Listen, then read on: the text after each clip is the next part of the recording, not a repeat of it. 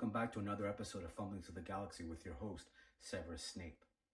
Today we'll be talking about one of my favorite characters in all of Star Wars. It's a character that we were first introduced to in Clone Wars 3D, a character that was also featured in Rebels, and then a character that was the main focus, or a heavily focused character in The Mandalorian Season 3, and that is, of course, Bo-Katan Kryze. Bo-Katan, in my opinion, has one of the most complicated and interesting story arcs in all of modern Star Wars. We see her fight on both sides.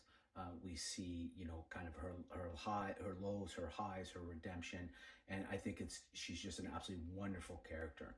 I know that, a lot of people felt that the season 3 of The Mandalorian perhaps featured too much of her.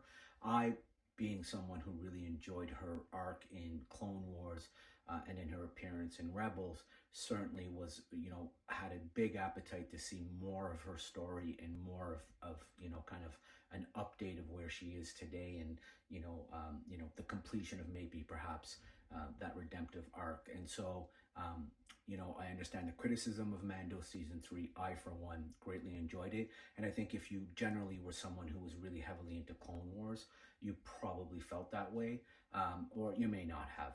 Quite frankly, it's okay either way. So today we'll be looking at two busts that I have from Gentle Giant of Bo-Katan Kryze. One, of course, is the bust that, a 1/7 scale bust that features her look from Clone Wars in 3D. And so you can see the bust here. This, once again, as is always the case with Gentle Giant, absolutely nails the look from the animated series. And so this is, obviously for me, someone who's heavily into Clone Wars, probably my favorite of the two sculpts, but they're both absolutely incredible sculpts. The second one, of course, is from The Mandalorian. And so here we kind of have her Mando look. And I think what's interesting, and we'll talk about it when we get to the table, but certainly the more recent sculpt, I think, has a little more interesting work done on the armor, whereas the predecessor has certainly more work done on the face. And having said that, it's probably because the Mandalorian one does not come with a secondary head, and therefore there is no face sculpt. In any event, let's get to the table. Let's talk some more Bo-Katan, and let's have a look at both of these awesome, awesome figures. Okay, so here we are at the table having a look at the boxes. So here to the left, we've got the Mandalorian Bo-Katan version 1/6 scale. And on the right, we obviously have the Clone Wars 3D version. And so one thing to note, of course, is, as usual, the boxes absolutely rock. I always love the art and the design of the boxes. Of course, I've taken the figures out, so here you're kind of getting a look at what we're going to see in terms of the figure. Let's take a look and see what they say. And in fact, a little lazy here in my opinion, certainly given that this is a Mandalorian version and this is the Clone Wars 3D, I think they certainly should have changed the bio in the back, but they both say the exact same thing, which is a gifted warrior. Bo-Katan Kryze is a legendary Mandalorian.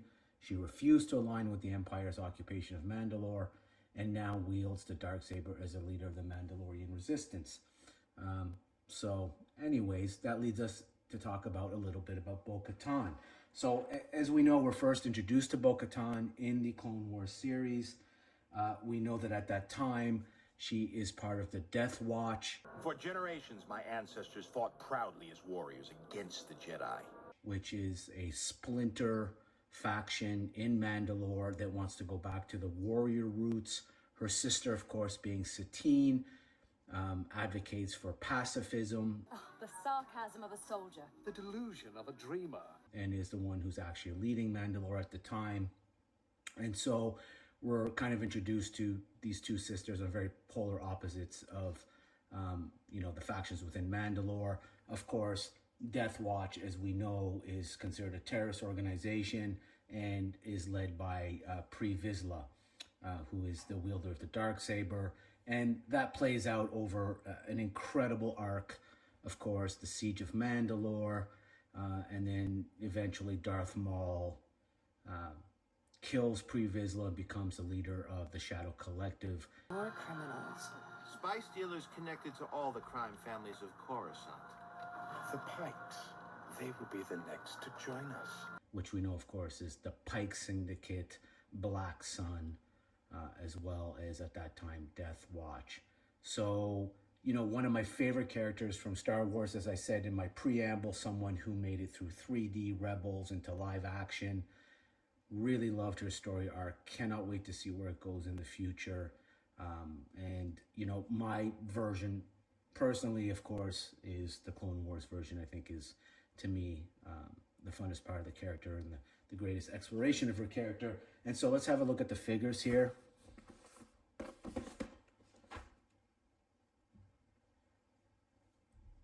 And so here we have the Mandalorian version, as well as the Clone Wars version. So what's interesting is you can tell is that, you know, certainly the one on the right, which is the 1/7 scale, is, you know, quite smaller than the 1/6 scale version. This one comes without a helmet.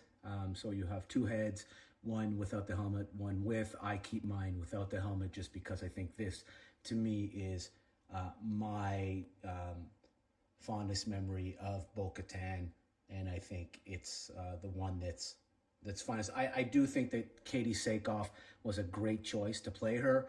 I do like how she looked in live action, so this is one of those where, unlike Thrawn and the Grand Inquisitor, I think they absolutely nailed the live action casting on this one. So again, wonderful sculpts, really detailed, from the helmet, the owl on the helmet, to the guns, you know, to her jetpack, her belt, her armor. Everything is really, really spot on. So for scale, of course, I prefer the Mando version. And then obviously for capturing the characters we're first introduced to her, I do think that the Clone Wars one is better. So yeah, that's Bo-Katan. Those are the two sculpts that I have. Enjoy them both tremendously. Love the character. Cannot wait to see where she goes in the future. And so, you know, leave me a comment. Let me know which version of Bo-Katan you liked most. Do you think we got too much of her in The Mandalorian or not enough? And as always, like, share, subscribe, and see you on the next one. May the Force be with you always.